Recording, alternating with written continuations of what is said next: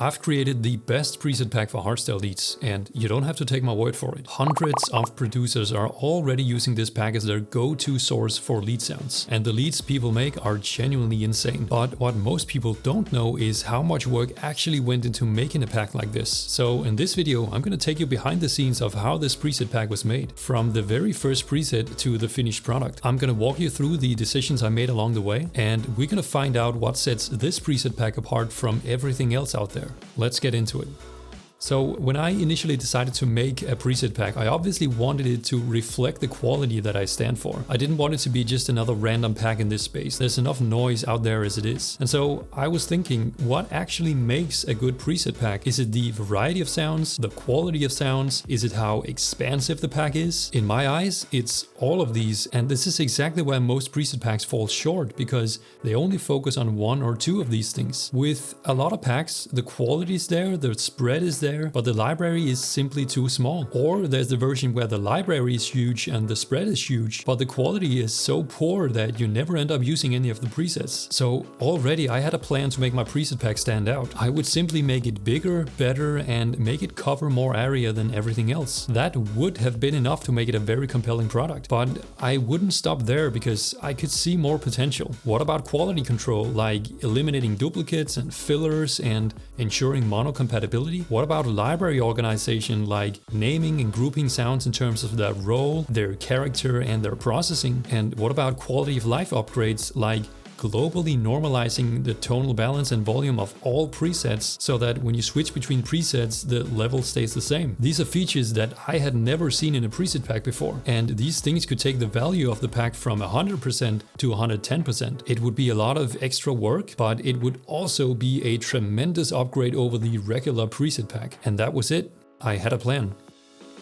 The first step of crafting the pack was to collect as many presets as I could, because the idea was to gather all the presets I had and start really wide, and then through a series of selection processes only choose the best ones for the preset pack. And if I needed more presets than this, or if I needed to fill in any gaps, I would simply create them from scratch. So I went digging. Lucky for me, I've used Silent One for well over 15 years, and throughout that time I've saved every preset that was worth saving. This includes presets from remakes, presets from unfinished tracks, presets from different genres, presets from YouTube videos, and of course presets from all my officially released tracks. In short, it's already a very expansive library. In fact, I managed to find a total of 1,600 individual presets that at some point I've manually saved myself. Now, here's where the real work begins. All of these presets had to be categorized in order for me to fairly judge them against each other. So this is what I had to do. I would listen to every of the 1,600 presets individually by loading the preset in Silent One,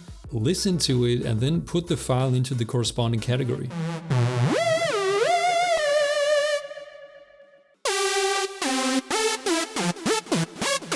As you can imagine, this would take a while, and this was only to categorize the presets to be able to judge them fairly in the selection process later.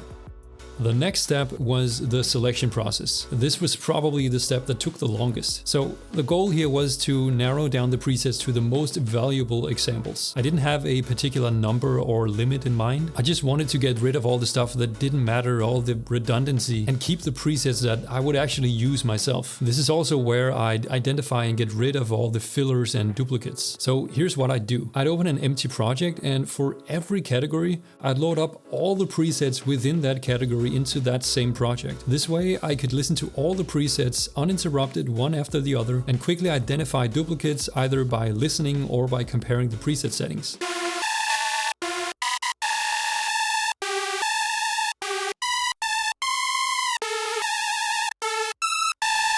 Now, this was easier said than done, because as you can imagine, when you have more than 100 presets within each category and they all sound more or less the same, it's not easy to identify duplicates. Like, you can't remember if you've heard this exact sound 100 presets ago. So this process was a lot of back and forth and just doing rounds over and over to make sure, and it took a massive amount of time. Woven into this was also the quality control I spoke about. Many sounds would get disqualified simply because they lacked sonic integrity or because they weren't monocompatible. incredible. Remember, I was looking to create an exceptional product, so any preset that didn't meet that standard simply got eliminated. By the end of this selection phase, I managed to shave away a huge chunk of unnecessary sounds. The original 1600 sounds were now narrowed down to 400. That's a reduction of 75% that simply did not make the cut.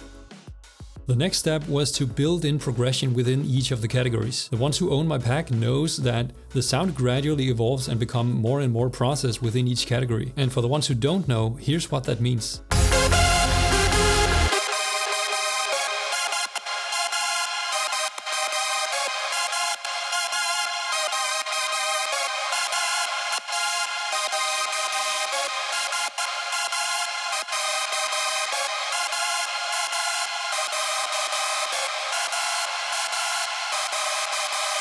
As we can hear, the presets start very clean, but they transform into more and more processed variations the further we go. This is a very unique feature of this pack, and it enables you to very quickly find the right processing you're after. Now, once again, this was a long and tedious process to incorporate, because the only way to create this progression within each category was to manually organize the presets from clean to processed. So what I had to do was listen to each of the presets and then determine whether that preset was more clean or more processed. The clean presets were moved to the top and the more processed were moved to the bottom.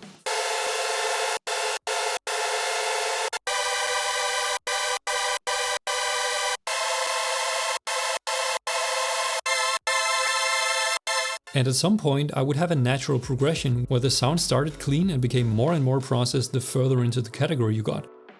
The last thing I incorporated in the pack was the quality of live upgrades. What I realized was that the one thing that throws you off and interrupts your creative flow is when the volume or ADSR settings change as you browse for presets, right? If the volume jumps up and down, if the ADSR setting suddenly adds a tail, if the tonal balance is all over the place, you have to stop and adjust these things in the synth, and it completely stalls your creative flow. And that's what I wanted to correct with this pack. So I wanted to normalize everything throughout the entire pack. And when I say normalize, what I mean is that the next preset matches the current one in volume, in tone, and in important settings like the ADSR, the bend range, and the portamento. So when you flick through the presets, you don't have this big jump in volume or this bright boost all of a sudden, or ADSR settings that doesn't match. It would just be consistent all the way through. No matter what preset you jump to, it would just be fully optimized. So what I had to do was manually go through all 400 presets, and I would adjust the volume, adjust the EQ so the tonal balance is equal between presets. This is unique for every preset, by the way, because when you use different oscillators in processing, you need different EQ settings to balance it. Then I reset the ADSR to the same setting every time, reset the polyphony, reset the bend range, reset the portamento, and disable delay and reverb. And this was done with all 400 presets. The hardest part was to ensure a normalized perceived loudness and tonal balance. I had to go through the entire pack many times and make small adjustments to make sure it was universal all the way through. And that's it. That's how the pack was made and all the decisions going into it. The entire process took about a month of full-time work, so 40 hours a week for 4 weeks straight. That's reasonable for a quality product like this, I think. Now, what helped was obviously the fact that I already had the presets at hand. I just had to pick them. The fact that I didn't have to make it all from scratch saved me at least 2 weeks of work, I think. Guys, keep using the pack and keep sending me your results. If you have any question regarding the pack, as always, I answer all questions in the comments. Thank you so much for watching, and I'll see you next time.